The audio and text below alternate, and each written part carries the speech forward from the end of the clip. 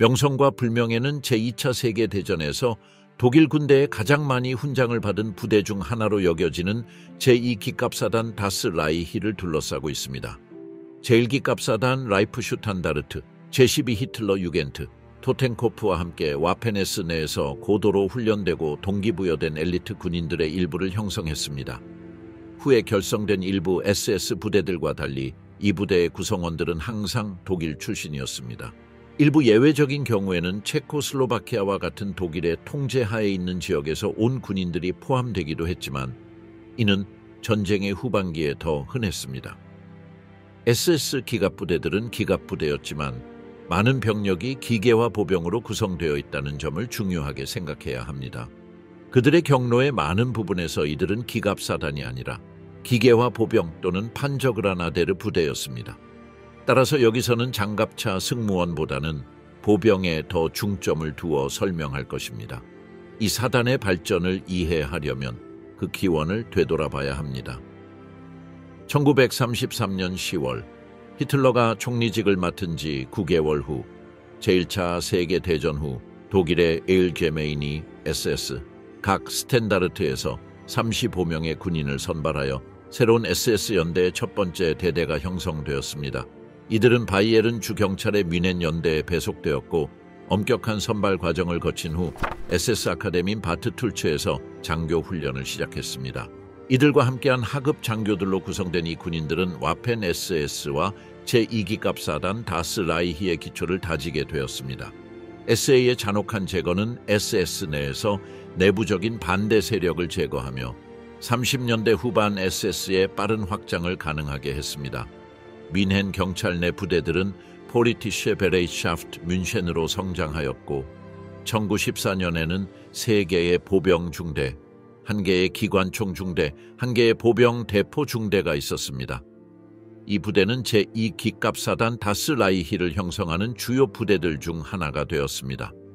힘렐의 명령에 따라 1934년 말에 포리티셰 베레이샤프트는 바fügungs트루페 내에서 3개의 스탠다르트로 재조직되었습니다. 아돌프 히틀러, 독일, 독일리아. 이 재구성은 행정 개선뿐만 아니라 향후 히틀러의 계획을 실행하기 위해 SS를 준비시키기 위한 목적도 있었습니다. 제3제국 초기에 히틀러와 라이크스퓨러 SS 힘라는 SS를 병사 경찰의 성격을 갖는 중군사 조직으로 변모시키려는 의도를 표현했으며 이는 전통적인 경찰의 역할을 대신할 수 있는 능력을 갖추도록 하는 것이었습니다. 히틀러는 이 조직이 민중 앞에서 권위를 표출해야 하며 그 권위는 오직 전투 경험을 통해 정당화될 수 있다고 주장했습니다.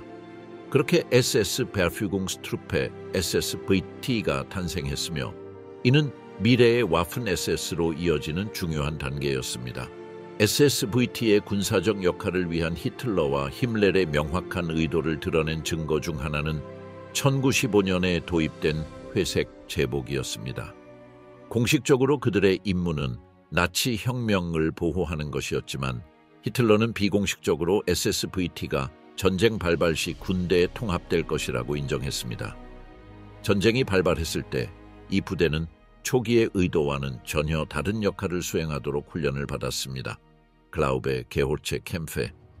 이 구호는 이탈리아 파시스트의 구호인 크레데레, 오페디레, 콤바테레에서 유래했으며 SS의 정신을 나타내며 수천 명의 입대 희망자들을 끌어들였습니다.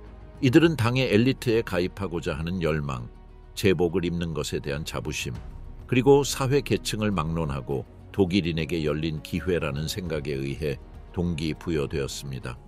그러나 실제로 대부분의 지원자는 받아들여지지 않았습니다. SS 위용구에 입대하는 것은 쉬운 일이 아니었습니다.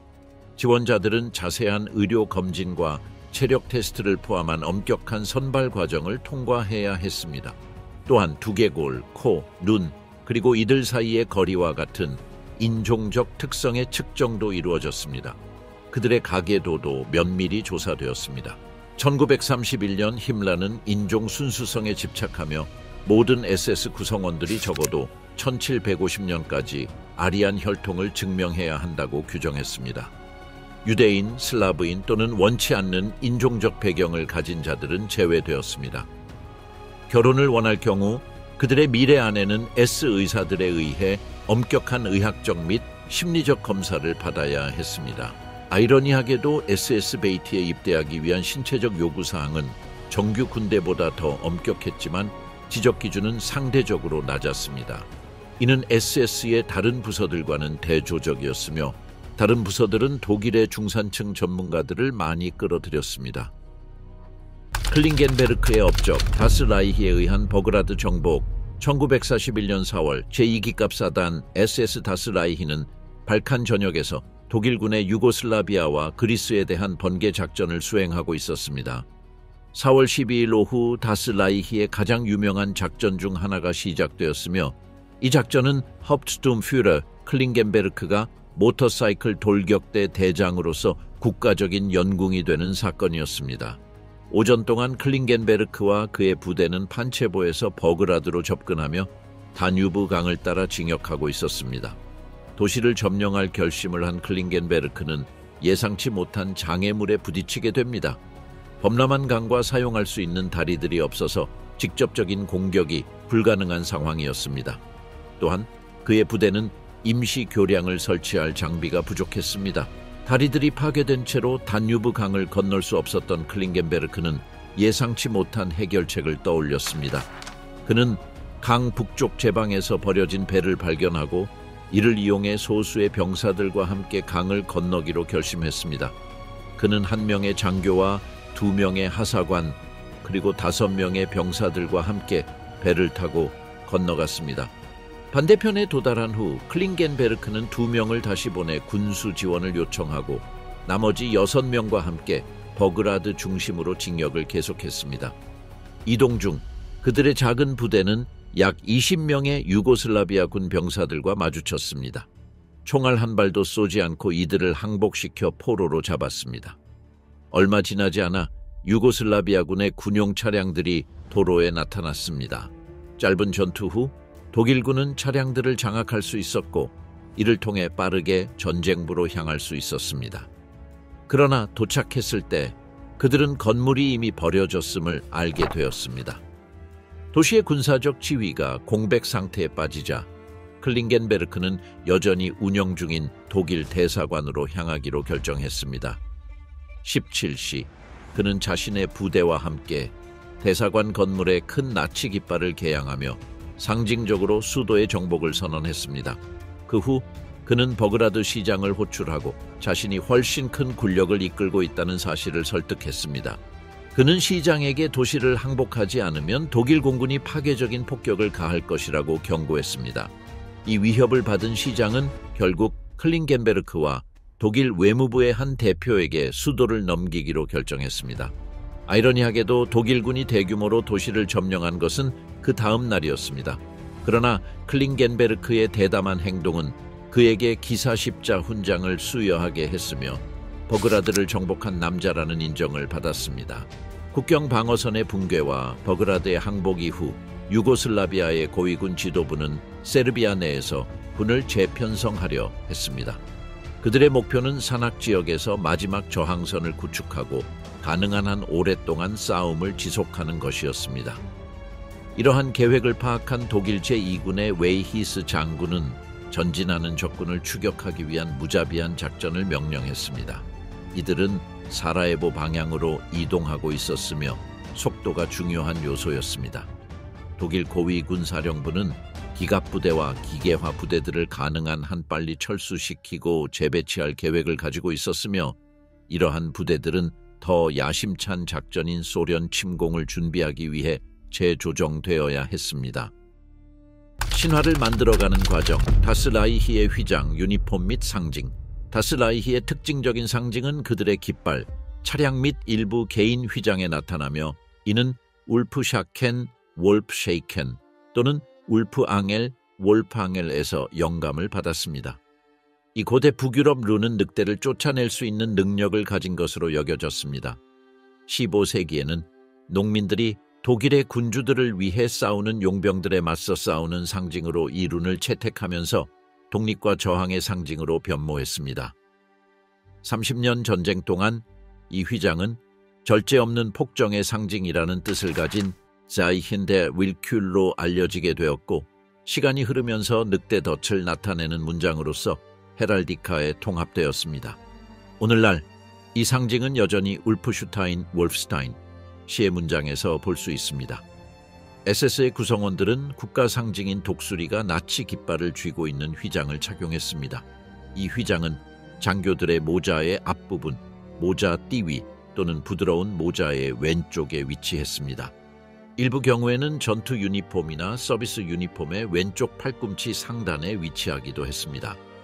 또 다른 중요한 휘장은 토텐코프, 즉 해골로, 이는 프로이센과 독일 제국 군대에서 뿌리를 둔 상징이었습니다.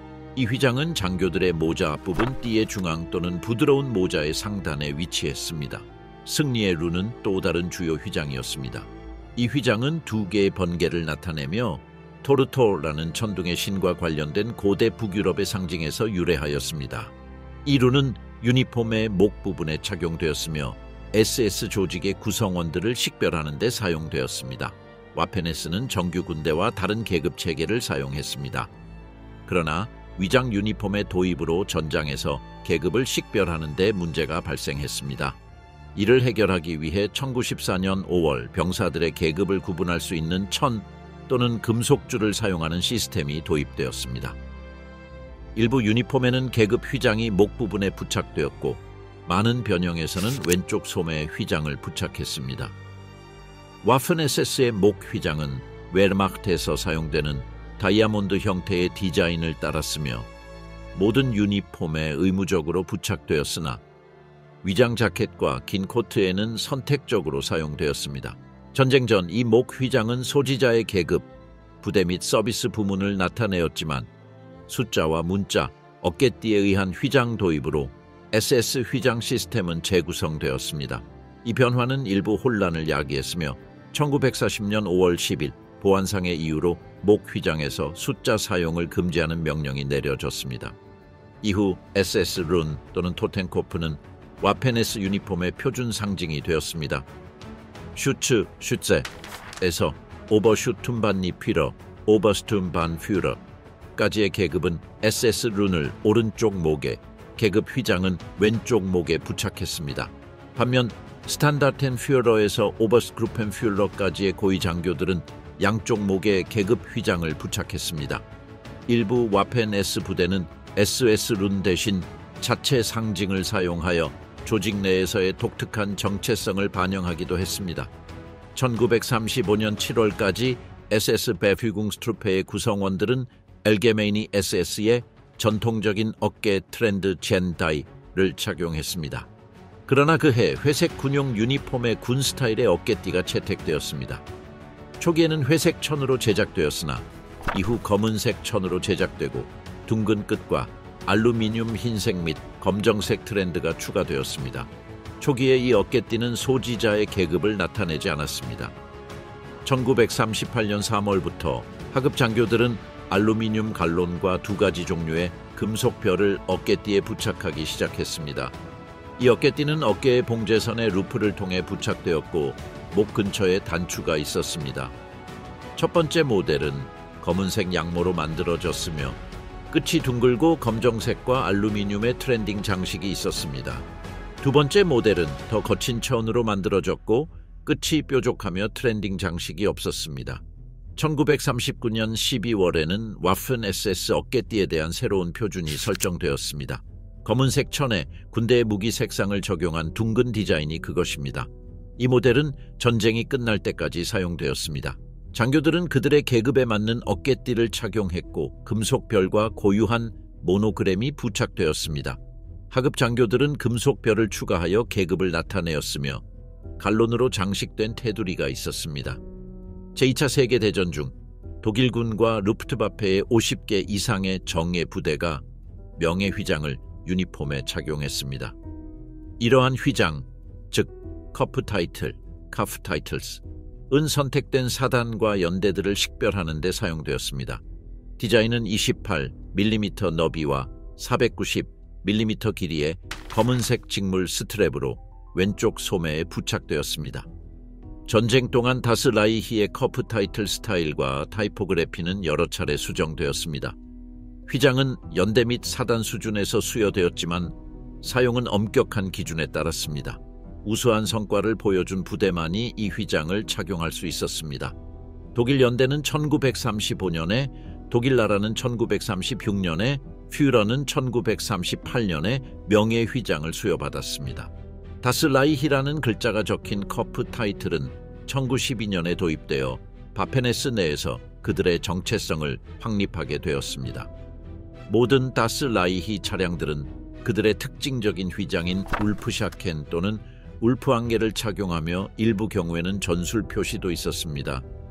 전술 휘장은 때때로 방패 모양으로 둘러싸여 있었으며 일반적으로 탱크 조종사 판넬 근처에 작은 크기로 칠해졌습니다. 쿠스 공세 이전에 다스 라이히는 동맹국의 정보기관을 혼란시키기 위해 임시 휘장을 채택했습니다. 이 상징은 두 개의 수직선과 하나의 수평선을 포함하는 형태였으며 수개월간 다스 라이히 차량에 등장했습니다. 퓨러의 전사들 다스 라이히의 남자들 폴 하우서는 와픈 SS를 고도로 조직화되고 효과적인 전투력으로 변모시키는 데 중요한 역할을 했습니다. 그는 군사 경험과 리더십을 통해 이러한 부대의 전문화를 확립하고 정치적 기원을 벗어나 웨르마흐트와 비견할 수 있는 기갑 부대와 기계화 부대로 변모시켰습니다. 그의 나치 내에서의 상승은 전투에서의 전술적 능력 덕분이었습니다. 그러나 히틀러와의 관계는 모호했습니다. 히틀러는 그의 가치를 인정했지만 하우서는 그가 명령하는 대로 따르는 맹목적인 추종자가 아니었으며 이는 전쟁의 중요한 시점에서 마찰을 일으켰습니다. 예를 들어 1943년 하르코프 전투에서 그는 무조건 저항이라는 명령을 어기고 자신의 부대의 철수를 명령하여 전면적인 포위를 피했습니다. 이 결정은 제2기 갑사단 SS의 대부분을 구했지만 그가 이미 승급을 받기로 되어 있던 훈장을 받는 데 지장을 주었습니다. 한편 히물러는 하우서를 와페네스를 웨르마흐트와 병행하는 군대로 확립하는 데 중요한 인물로 보았습니다. 그러나 하우서는 히물러의 이데올로기에 전적으로 동의하지 않았고 자신의 부대의 역할에 대해 더 실용적이고 전문적인 시각을 가지고 있었습니다. 이는 그를 SS의 더 극단적인 그룹에서 일정 부분 멀어지게 했으나 그는 결코 나치 정권에 대한 충성을 포기하지 않았습니다. 전쟁이 진행되고 제국의 상황이 악화되면서 하우서는 더욱 방어적인 역할을 맡았고 노르망디에서 독일의 저항을 이끌며 팔레즈 전투에서 다시 한번 심각하게 부상을 입었습니다. 그의 노력에도 불구하고 서부 전선의 붕괴는 피할 수 없었습니다.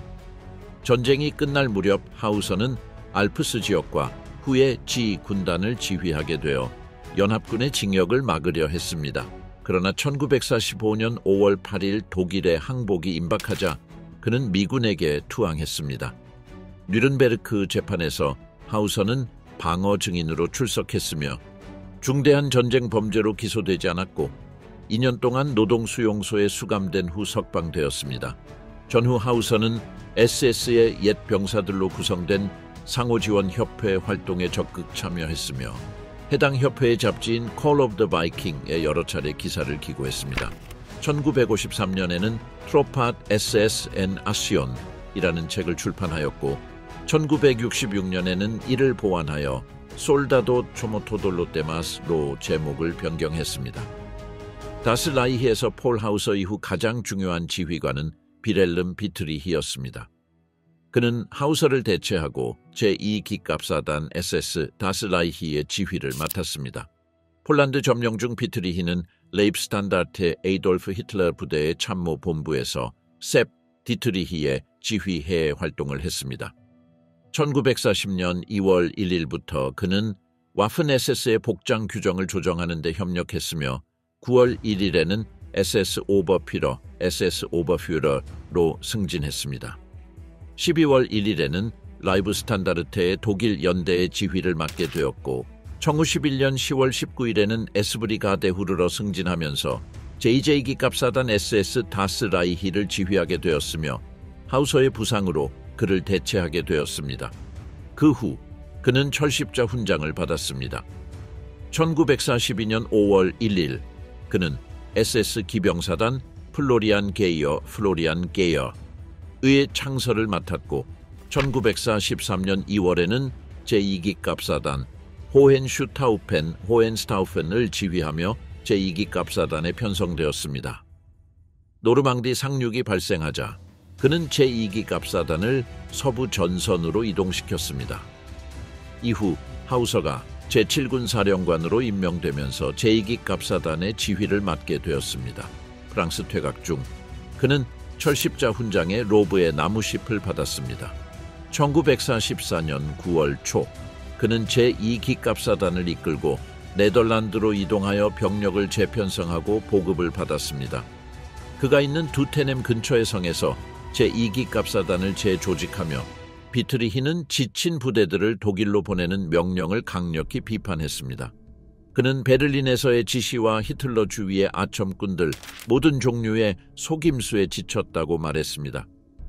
1944년 6월의 노르망디 캠페인 동안 비트리히는 히틀러의 지도력에 대한 신뢰가 무너지기 시작했고 로멜 원수와 함께 마지막까지 싸우는 전략은 어리석다고 주장했습니다. 한 번은 로멜에게 우리는 지도부에서 너무 잘못 지휘되어 더 이상 비합리적인 명령을 실행할 수 없다. 나는 기계가 아니었고 그렇게 될 의향도 없다고 털어놓았습니다. 7월 20일의 암살 시도 이후 비트리히는 자신의 상관인 에리히 회프너 장군이 처형되었다는 소식을 듣고 분노하며 오늘은 독일군에 있어 가장 어두운 날이라고 말했습니다. 베를린에서 그의 강력한 비판이 전달되었으며 그의 이름은 SS 본부의 논의에서 완전히 사라졌습니다. 서부 전선의 위기와 동맹국들의 지원 덕분에 그는 해고되지 않았고 그는 전선에서 계속 활동을 이어갔습니다. 9월 23일 금요일 아르넴 전투 중 오스터빅의 마녀의 가마소티 함락되었습니다. 제1공수여단의 리처드 스튜어트 소령은 유창한 독일어를 구사한다는 사실이 밝혀지자 체포되어 독일 본부로 압송되었습니다. 그곳에서 그는 빌헬름 비트리히 장군을 만났는데 그는 키가 크고 몸이 마른 50세 정도의 남자로 긴 검은 가죽 코트와 군모를 쓰고 있었다고 묘사했습니다. 예상했던 것과는 달리 비트리치는 스튜어트에게 질문을 하지 않았습니다. 그 대신 그는 지휘관에게 이야기하여 군대가 완전히 파괴되는 것을 막기 위해 항복하도록 설득하라고 했습니다. 하지만 스튜어트는 정중하게 거절했습니다. 장군은 자신의 결정에 동료들의 운명이 달려있다고 설명하며 고집을 부렸지만 자신의 입장을 고수한 스튜어트는 주저없이 저는 할 수 없습니다 라고 대답했습니다. 마지막 수단으로 비트리히는 그에게 직접적인 질문을 던졌습니다. 당신이 그의 입장이었다면 어떻게 대답하겠습니까?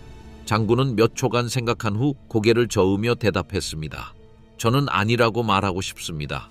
스튜어트는 그의 시선을 바라보며 같은 말로 자신의 결정을 재확인했다. 저의 대답도 그렇습니다. 비트리히는 나중에 아른험과 하이스터바흐에서 영국군이 보여준 것만큼 강렬한 저항을 본 적이 없다고 시인했지만 그들의 결의를 완전히 이해할 수는 없었다.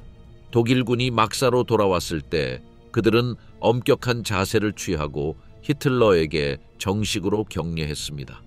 얼마 지나지 않아 비트리치가 방으로 들어왔는데 이번에는 모자도 쓰지 않고 그의 상징인 검은색 가죽 코트를 입고 있었습니다. 월터스의 증언에 따르면 그가 그곳에 머문 시간은 단 몇 분뿐이었고 그 자리에 있던 다른 경찰관이 비트리치 경찰관들을 관찰하며 낮은 목소리로 저는 우리 국가 간의 이 전쟁을 매우 유감스럽게 생각합니다 라고 말했습니다. 그러고 나서 그는 영국인 의사 워라크가 제안한 대피 계획을 주의 깊게 듣고 잠시 침묵한 후 계획을 실행하도록 승인했습니다. 그는 나중에 자신의 결정을 다음과 같은 말로 설명했습니다. 나는 인간이 전쟁 중일지라도 그 인간성을 완전히 잃을 수 없기 때문에 대피를 승인했습니다. 그 인간성이 여전히 남아있다면 말입니다. 비트리치는 떠나기 전에 코냑 한 병을 가져다가 와라크에게 건넸다. 그는 그건 장군님께 드리는 거예요 라고 말하고는 아무 말 없이 그 자리를 떠났다. 1944년 12월 아르넘 전투 이후 그는 아르덴 공세에 참여했고 그의 SS 군단은 제프 디트리히의 제6 SS군의 지휘를 받게 되었습니다.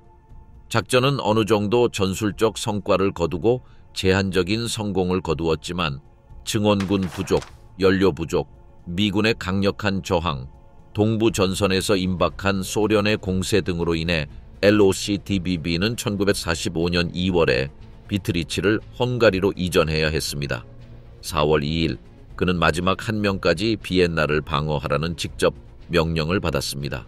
그러나 그는 명령을 따르지 않고 다뉴브 강을 따라 후퇴했습니다. 그에게 도시는 이미 멸망할 운명이었고 희망 없는 투쟁에서 도시를 희생하는 것은 무의미했습니다. 그의 후퇴로 빈의 파괴는 막을 수 있었고 서쪽으로 진군하던 그의 군대는 완전히 포위당하는 일도 막을 수 있었습니다. 1945년 5월 8일 그는 패튼 장군이 지휘하는 미군에게 항복했습니다. 역사학자 하인츠 욘네에 따르면 그는 1944년 7월 15일 저녁 에르빈 롬멜 원수와 히틀러에 대한 음모에 관해 대화를 나누었습니다. 그는 회의 중에 그에게 확신을 주었다. 때가 되면 나와 내 군대는 모두 당신의 지휘를 받게 될 것입니다. 나의 원수님, 나의 장교들도 나와 같은 입장이다. 이러한 진술에도 불구하고 그의 이름은 결코 등장하지 않았습니다. 그는 7월 20일 음모에 직접적으로 연루되어 반군 단체의 일원으로 간주되지 않았습니다. 그는 회고록에서 스탈링그라드에서 제6군이 패배한 것을 보고 패배가 불가피하다는 확신을 갖게 되었다고 진술했습니다. 전쟁 중에 그는 독일에서 가장 날카로운 사나이 알베르트 슈페어라는 별명을 얻었다. 그는 일기에서 마켓스가든 작전 이후 비트리히가 당에 대해 맹렬한 비판을 가했다고 언급했는데 고위 SS 장군에게서 나온 발언이라는 점에서 더욱 놀라운 일이었다. 전쟁이 끝난 후 그는 1953년 프랑스 당국에 넘겨지기 전까지 약 3년 동안 감옥에 갇혔습니다. 그는 전쟁 범죄 혐의로 재판을 받았고 헌병대 웬슈타우펜 사단이 니무에서 17명의 레지스탕스 전투원을 처형하도록 명령한 혐의로 기소되었습니다. 재판 과정에서 비트리히는 사건이 발생한 후에야 그 사실을 알게 되었고 책임자들에게 징계 조치를 취했다는 사실이 드러났습니다. 그럼에도 불구하고 그는 군 규정에 따라 부대 지휘관은 부하들의 행동에 대해 책임을 져야 하기 때문에 5년 징역형을 선고받았습니다. 석방된 후에도 그는 죽을 때까지 무장친위대 제향군인회와 관계를 유지하며 2차 세계대전에서의 자신의 역할을 자랑스러워했습니다. 그는 무장친위대와 SS를 혼동해서는 안 된다고 늘 주장했습니다. 왜냐하면 둘은 서로 다른 기능을 수행했기 때문입니다. 사실 비트리히는 군 생활 내내 자신이 명예로운 행동이라고 생각하는 것을 유지했습니다. 그의 유죄 판결은 독일에서 1년의 항의 시위를 촉발시켰는데 이는 이런 종류의 사건에서 흔치 않은 일입니다. 비트리히는 SS에 입대하기로 한 이유 외에도 많은 독일 국방군 장교들이 감히 내리지 못한 결정을 내렸고 민간인들에게 셀 수 없는 죽음과 파괴를 초래했을 명령에 불복종했습니다. 그 대표적인 예가빈의 마지막 한 사람까지 저항하기를 거부한 것입니다. 그렇게 함으로써 쓸데없는 전투에서 도시가 파괴되는 것을 피할 수 있었습니다. 그는 죽기 2년 전 자신이 이전에 의장을 맡았던 무장친위대 제향군인회 이사회에 편지를 썼습니다. 그녀는 유언에서 다음과 같은 마지막 소원을 표명했습니다. 장례식에서 어떠한 연설도 하지 말아주시고 고인의 수상이나 공로에 대한 언급도 하지 말아주십시오. 정말 감사하겠습니다. 전직 무장친위대 장군 비트리히는 다른 세상에서 오직 하나의 사랑만을 가지고 세상을 떠났습니다. 바로 그의 조국 독일에 대한 사랑입니다. 오토쿰 와펜 SS의 마지막 장군, 1943년 말 오토쿰은 SS 더 푸히르 연대의 지휘를 맡았습니다. 이는 다스 라이히 SS 사단에서 가장 중요한 부대 중 하나였으며 쿰의 임무는 동부 전선과 1914년 연합군 침공을 대비하여 프랑스에서의 작전을 이끄는 것이었습니다. 1945년 초 쿰은 제1 SS 사단 라이프 슈탄다르트 SS 아돌프 히틀러로 전출되었고 1945년 2월 15일 폭격으로 부상당한 빌헬름 모인케의 후임으로 사단의 지휘를 맡게 되었습니다. 그의 지휘해 이 사단은 헝가리에 실패한 봄의 각성 작전에 참여했으며 이는 소련의 발라톤 호수 지역 진격을 막기 위한 절망적인 시도였습니다. 이 작전의 실패와 1945년 4월 비엔나에 함락 후 쿠문 부대를 오스트리아로 철수시키며 결국 1945년 5월 8일 스테이르 지역에서 미군에게 항복하게 되었습니다. 전쟁이 끝난 후 오토 쿠문 연합군에 의해 잠시 구금되었습니다. 그는 다하우 수용소에서 구금되었으며 유고슬라비아로의 송환을 피하기 위해 수용소에서 탈출했다고 주장했습니다. 그러나 그의 구금에 대한 자세한 사항은 부족하며 그는 다른 와펜 SS 장교들과는 달리 전쟁 범죄로 기소되지 않았습니다. 1950년 쿠문 와펜 SS 전직 회원들의 이익을 대변하기 위해 설립된 조직인 HIAG Hilfsgemeinschaft auf Gegenseitigkeit der ehemaligen Angehörigen der Waffen-SS의 공동 창립자였습니다. HIAG의 두 가지 주요 목표는 퇴역 군인들의 사회적 조건을 개선하고 와ffen-SS의 이미지를 정화하여 나치 정권의 범죄와 분리시키는 것이었습니다. 쿠문 이 협회의 첫 번째 회장이었으며 다른 전직 장교들 예를 들어 헤르베르트 오토 길레와 폴 하우서와 함께 와ffen-SS와 웨르마크트의 퇴역 군인들의 권리를 지지하는 국가적인 구조를 구축하고자 했습니다. HIAG는 전후 가장 논란이 되는 조직 중 하나로 와ffen-SS가 비정치적이고 명예로운 힘으로서 나치 이데올로기와는 무관하다는 사상을 퍼뜨렸습니다. HIAG 활동 후 쿠문 기업 분야로 전향하여 1975년까지 오펜부르크의 부르다벨락에서 타이포그래퍼 및 인쇄소 기술 이사로 근무했습니다. 또한 그는 와펜-SS와 SS 프린츠 유겐 사단의 역사에 관한 여러 권의 책을 저술했습니다. 1960년대와 1970년대 동안 그는 자신이 복무했던 사단에 대해 긍정적으로 묘사한 뮤얼웨츠, 프린스 의겐이라는 책을 포함한 작품들을 출판했습니다. 그의 책들은 문인펠락에서 출판되었으며 이는 HIA과 밀접한 관계가 있는 출판사로 제2차 세계대전과 관련된 수정주의적인 출판물에 특화된 회사였습니다. 쿰의 저서들은 와ffen-SS가 저지른 잔혹 행위를 최소화하거나 무시하는 특징을 보였으며 그가 전쟁을 묘사한 방식은 와ffen-SS가 단순한 전투 부대였고 이데올로기적 함의가 없다는 주장을 강화하는 내용이었습니다. 이는 역사학자들에 의해 광범위하게 반박되었습니다. 오토 쿰의 활동은 나치즘 역사 전문가들에 의해 강하게 비판받았습니다. 연구자 카르스텐 윌케에 따르면 쿰은 와펜-SS는 비정치적이라는 신화를 퍼뜨리는 데 중요한 인물이었으며 이는 HIAG가 조직의 이미지를 복구하기 위해 만든 서사였습니다. 그의 글은 와펜-S가 제3제국의 범죄와 관련이 없다는 왜곡된 역사를 퍼뜨리는 데 기여했으며 프린츠 오이겐 사단이 유고슬라비아에서 벌어진 학살과 잔혹 행위에 연루되었다는 사실을 부인하려 했습니다. 쿰의 회고록은 이 사단이 저지른 대규모 학살과 민간인에 대한 보복 작전을 생략했으며 이는 이후의 연구에서 광범위하게 문서화되었습니다. 1999년 쿰의 이름은 다시 공공의 이목을 끌었습니다. 프린츠 오이겐, 사단의 전직 회원인 아달베르트 랄리에 에이달베르트 랄리에가 유대인 포로를 처형한 SS 장교 줄리우스 필, 주리웃 미엘과 관련된 재판에서 증언한 것입니다. 쿰은 와펜-SS 내의 동료애를 항상 옹호했지만 랄리에의 증언에 대해서는 전쟁 범죄가 시작되는 지점에서 동료애는 끝난다고 답했습니다. 이 발언은 그가 잔혹 행위에 대해 알고 있었음을 시사하지만 이를 공개적으로 인정하지 않았다는 점에서 논란이 일었습니다. 쿰은 생애를 통해 와펜-S의 영광을 강조하며 나치 정권의 가장 범죄적인 조직 중 하나에서 자신의 역할에 대한 후회나 반성을 표명하지 않았습니다.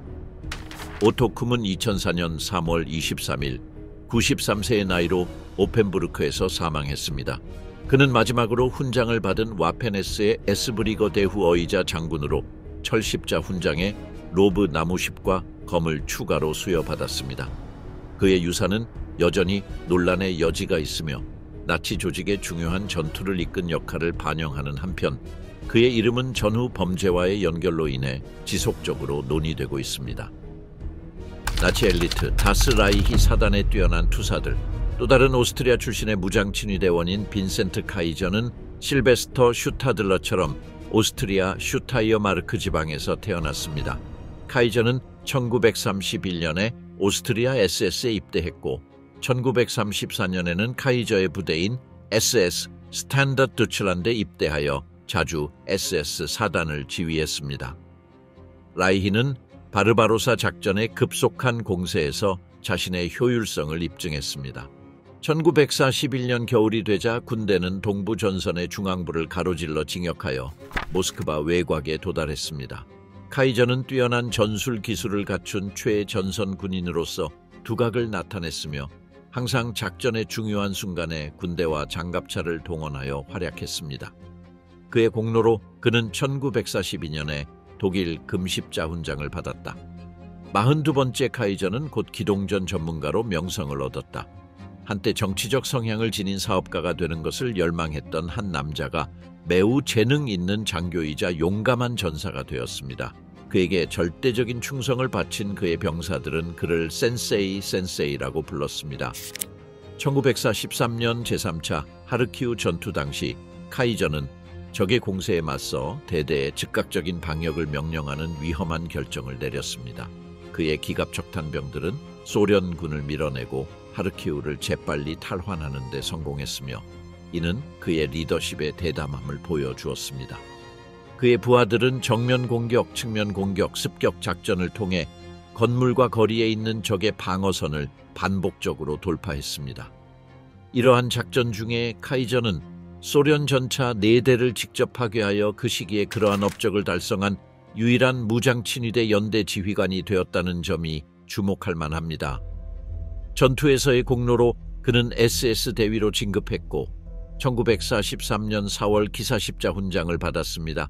그는 또한 50일간의 백병전을 축적하여 금으로 된 백병전 훈장을 받았는데 이 훈장을 받은 군인은 매우 적었습니다. 그는 40세로 이상을 받은 가장 나이 많은 수상자 중 한 명이었습니다. 1944년 6월 수많은 전투에 참전한 베테랑과 그의 부대는 서부 전선으로 전속되어 제17SS 기갑 척탄병 사단 괴츠 폰 베를리힝겐에 합류하여 전투를 계속했습니다.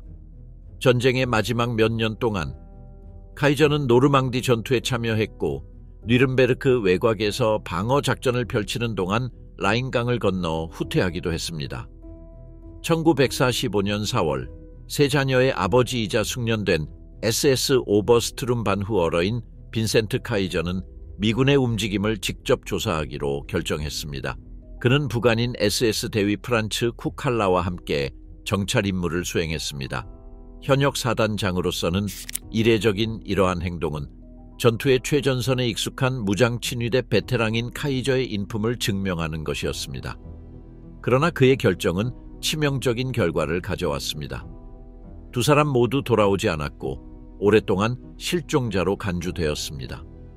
전쟁이 끝나고 수십 년 후 쿠칼라의 무덤이 발견되었습니다.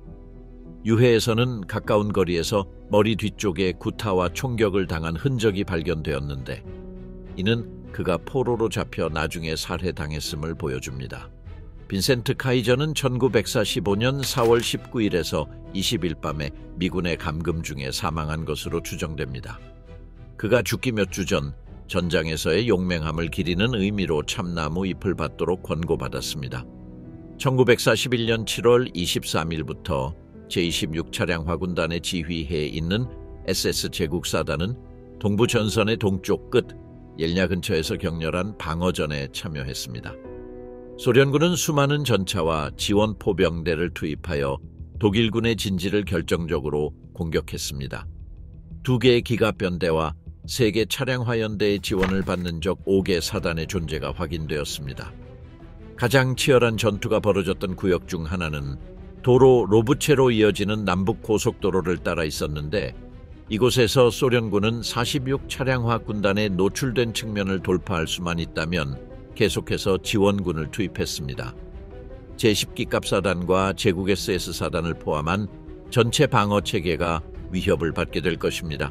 1941년 7월 24일 육군 공병단에서 파견한 히어 공병대대는 야코보 지역의 주요 마을을 2번이나 잃었지만 그 위치를 회복하기 위해 노력했습니다. 사단장은 SS 공병대대의 방역을 명령했고 SS 공병대대는 그날이 끝나기 전에 통제권을 되찾았습니다. 그러나 오후 9시에 소련군이 SS 파이오니어 진지를 상대로 새로운 공세를 시작했습니다. 그 순간 전화와 무선 통신선이 두절되었고 예하 포병대는 탄약을 모두 소진했으며 38km의 전선을 가진 사단은 해당 지역을 지원할 예비군도 부족해 위급한 상황이 되었습니다. 최후의 수단으로 육군 공병단에서 기갑중대를 파견하겠다는 약속을 요청하여 얻어냈습니다. 상황의 심각성을 고려하여 SS 오버스트룸 반후어러 오스텐도르프는 위협지역으로 즉시 이동할 수 있는 허가를 요청했습니다. 그는 그곳에 도착하자마자 지휘를 맡아 방어를 조직했습니다. 그는 나중에 전투에 대한 자세한 보고서를 첨부했습니다. 그의 개입은 해당 부문의 붕괴를 막는 데 결정적인 역할을 했습니다. 중대 지휘관 중 한 명이 신경소외약을 겪었고 공병대대 지휘관은 용감했지만 보병 전투 경험이 부족했고 야간 전투에 대한 명확한 비전이 없었습니다. 오스텐도르프. 그는 상황을 평가한 후 정찰 순찰대를 파견하고 공격 중대를 재편성하고 공격포, 중기관총, 장갑 차량의 위치를 변경했습니다. 그는 직접 군대를 이끌고 방역에 나섰고 새벽부터 적의 맹렬한 공격에 맞섰습니다. 그들의 노력으로 전략적 위치를 탈환하고 적군이 제46 차량 화군단의 북쪽 측면을 침투하는 것을 막을 수 있었습니다. SS 오버슈트룸 반후어러 오스텐도르프, 바펜 SS 참모의 최고위 장교. 이 조직은 원래 10만 명의 병력을 거느린 제국 방위군에서 시작되었으며 이후 루프트바페로 옮겨갔고 1919년 10월 제국 SS 사단이 창설되고 이후 프랑스와 세르비아에서 전투를 벌인 후 무장 친위대로 옮겨갔습니다.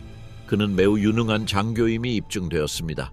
그는 정식적인 직원 교육을 받지 않았지만 작전을 수행하면서 전략적 기술을 습득했고 부대와 함께 성장했습니다.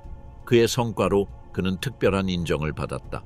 1940년 4월 1일 베르너 오스텔호프는 제두 SS 기갑사단 다스라이히의 참모장으로 임명되었고 1920년 5월 31일까지 그 직책을 유지했습니다. 독일 제국의 철통 전략가 오토 바움은 1971년 11월 15일 독일 슈테틴에서 태어났습니다. 그는 회나임에서 학업을 수련하는 동안 당시 다른 많은 젊은이들과 마찬가지로 자국의 정치에 참여하기 시작했습니다. 이러한 맥락에서 그는 1933년 11월 1일에 알게마인의 SS에 가입하기로 결정했고 이로써 이 조직에서 자신의 경력을 시작하게 되었습니다. 그는 처음에 슈투트가르트에 있는 제13 SS 연대 제1대대 제3중대에 배속되었고 1934년 3월 초까지 그곳에 머물렀습니다. 1934년 3월 6일 바움은 엘방엔에 있는 정치훈련 분견대인 정치보고서 폴리티셰 베리히트에 입대했는데 이 부대는 나중에 SS 베르fügung의 최초 부대 중 하나가 되었습니다. 트루페 SS는 무장 친위대의 전신이다. 오토 바움은 SS 예비역으로 SS 경력을 시작한 뒤 SS 대원으로 승진했습니다. 2000년 9월 14일에는 845503명. 그는 당시 독일군의 계층 구조에 비해 SS 버fügung 트루페가 승진과 발전에 더 많은 기회를 제공한다는 것을 깨닫고 군 생활에 전념하기로 결심했습니다. 1934년 12월 그는 정식 SS 회원이 되었고 신분증 번호는 23총 56이었습니다. 1938년 3월 SS 스탠다드 T3가 창설되면서 BAM은 이 부대로 재배치되었고 이후 이 부대는 SS 퓨러 연대로 이름이 바뀌었습니다. 1938년 5월 1일 그의 새로운 임무는 SS 지휘하의 제3대대였다. 클라겐푸르트시의 스턴반퓨러 길마르 베컬레. 이 기간 동안 그는 12중대의 소대장으로 근무하면서 무장 친위대에 입대하는 최초의 오스트리아 신병들의 훈련에 참여했습니다. 오스트리아 합병 이후. 게다가 이 기간 동안 그는 SS 버fügung 트로페에서 추가 훈련을 받았는데 이 연대는 웨르마흐트 내에서 몇 안 되는 완전 기계화 부대 중 하나였으며 독일군과 SS 베르fügung 간의 훈련 교환 프로그램의 일환으로 이루어졌습니다. 트루페반은 56보병연대의 대체 대대에 임시로 배속되어 1938년 9월 24일부터 12월 24일까지 복무했습니다. 부대에 있는 동안 그는 이중대의 총통으로 복무했고 이후 교환 프로그램이 완료될 때까지 4중대의 지휘를 맡았습니다. 독일군 고위 장교들은 그녀의 능력에 깊은 인상을 받았으며 그녀의 신중하고 결단력 있는 리더십과 확고하고 자신감 넘치는 성격을 평가에 포함시켰습니다. 바움은 군대를 이끄는 능력을 입증했을 뿐만 아니라 뛰어난 기병으로도 두각을 나타냈으며 당시 귀중한 기술이었던 군용 승마술에서도 뛰어난 기량을 선보였습니다. 그가 받은 인정은 너무나 높아서 독일군은 공식적으로 힘러에게 그를 군대 내에서 장교로 채용해달라고 요청했습니다. 그러나 바움은 자신이 중대의 지휘권을 가져야 한다는 권고를 받고 SS 총통연대로 돌아왔습니다. 총통연대 사령관 거르크 케플러는 바움의 능력에 대한 확신을 재확인하고 1938년 11월 15일에 그를 제10중대의 사령관으로 임명했습니다. 그는 연대에 복무하는 동안 내내 이 직책을 유지했습니다. 차량화 부대 훈련에 대한 그의 경험은 그의 다음 임무에 중요한 역할을 했습니다. 1939년 6월 1일 오토 바움은 새로운 부대인 라이프 슈탄다르테 SS 아돌프 히틀러 기계화 보병연대 LS에 입대하여 같은 달 입대 일주일 만에 도착한 카를 폰 오버캄프가 이끄는 2대대 내 7중대 지휘관으로 임명되었습니다. 반은 이미 GLA 훈련장에서 자신의 부대를 이끌고 훈련을 진행하고 있었습니다. 그러나 이 새로운 부대에서의 훈련 기간은 짧았습니다. 2개월 후에 제2차 세계대전이 발발했기 때문에 완전 기계화 부대로서 첫 군사작전을 수행하게 되었습니다. LSA는 폴란드에 대한 공세에서 중요한 역할을 했으며 골라 함락에 참여하고 비스툴라 강을 따라 주요 위치를 확보했습니다. 저녁의 마지막 주에 바움의 중대는 1939년 9월 21일부터 25일까지 모들린 지역의 적 요새와 싸웠습니다. 이러한 교전에서의 그의 공로를 인정받아 1939년 9월 25일 제프 디트리히는 그에게 2등 철십자 훈장을 수여했습니다. 전역이 끝난 후 연대는 9월 28일에 위치에서 철수했고 바움은 프라하로 출발하기 전에 그의 부대를 집결 장소로 이끌었습니다. 그곳에서 그는 연대의 나머지 구성원들과 함께 보헤미아와 모라비아 보호령의 안보에 참여했습니다. 1939년 11월 9일 SS 스투르반퓨러 바움은 그의 지도력을 인정받아 SS 하uptsturmführer로 승진했습니다. 그는 1942년 2월 23일부터 2월 7일 이른 아침 정확히 0시 20분에 소련군이 비암 대대에 대한 대규모 공격을 시작하면서부터 붉은 군대의 끊임없는 공격에도 불구하고 자신의 구역의 건강을 유지했습니다. 그 공격에 앞서 포병과 박격포로 집중 포격이 가해졌습니다. 공세로 인해 방어군은 추밀, 키노, 살루드를 연결하는 방어선에 갇히게 되었습니다. 동시에 그들은 기갑 지원을 받아 포위 기동을 전개했습니다. 이전 전투로 이미 지쳐있던 방어대대는 야간 공격의 압박을 받았고 그 덕분에 소련군은 추밀, 키노의 북부 지역과 살루드의 남동쪽으로 침투할 수 있었습니다. 중대한 상황에 직면한 비암은 자발적으로 행동하여 급히 모인 소규모의 군인들과 배속된 중대의 일부 병력으로 즉각적인 방역을 조직했습니다. 공격 작전은 성공적이었고 새벽에 두 마을을 점령한 적군을 몰아냈습니다. 오전 6시 30분까지 전선은 완전히 재수립되었습니다. 소련군의 추가 징역 시도는 참회 도달하기 전에 방어 사격으로 무력화되었습니다. 전투가 끝날 무렵 300명이 넘는 소련군이 전장과 그 진지 근처에서 죽어 있었습니다. 밤 대대가 이 위치를 성공적으로 방어한 것은 매우 중요한 일이었습니다. 만약 적이 방어선을 돌파하는 데 성공했다면 북쪽과 동쪽에 있는 우리 군의 방어선이 위험에 처했을 뿐만 아니라 소련군이 그들에게 중요한 전략적 목표인 코빌키노 주비노 고속도로를 장악할 수 있었을 것입니다. 만약 소련군이 이 경로를 확보했다면 하이케 집단의 북부, 서부, 남부 전선에 있는 지역으로 어려움 없이 지원군과 물자를 수송할 수 있었을 것입니다. 따라서 저는 SS 돌격대 지도자 밤에게 그의 영웅적 용기와 전투에서 달성한 성과를 인정하여 기사 십자 철십자 훈장을 수여해 줄 것을 요청합니다. 1943년 7월 5일 BAM은 브라쇼브 근처의 견고한 소련군 방어진지를 공격하는 부대를 이끌며 다시 한번 용기를 드러냈습니다. 이 공격 동안 그는 보병, 포병, 장갑차 등 적의 엄청난 공격에 직면했지만 연대의 첫 번째 부대로 적의 전선을 돌파하는 데 성공했습니다. 전투 중에 그는 부상을 입었지만 부하들과 함께 최전선에 남기로 결심했습니다. 1943년 7월 13일과 14일 베셀강 교두보를 둘러싼 전투 동안 밤은 독일군 저항의 중심이 되어 전투의 가장 중요한 구역을 끊임없이 이동했습니다. 그의 지도력은 소련의 주요 기갑부대의 공격을 격퇴하는 데 중요한 역할을 했으며 적에게 큰 피해를 입혔습니다.